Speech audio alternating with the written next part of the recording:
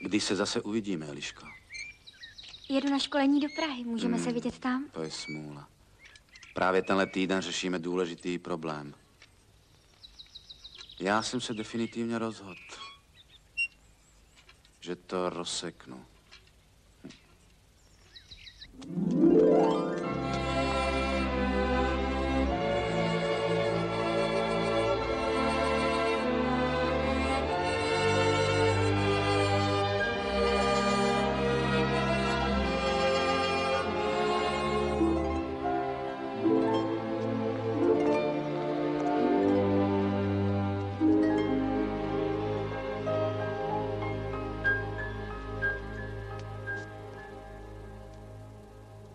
Děkuji vám. Děkuji. Prosím.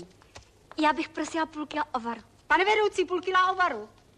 Asi takhle, jo? Ano. Nech brouka žijí. Pavle.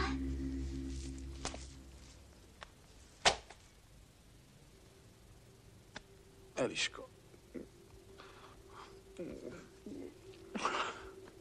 No a teď ona ho tam uvidí s tou sekerou, že?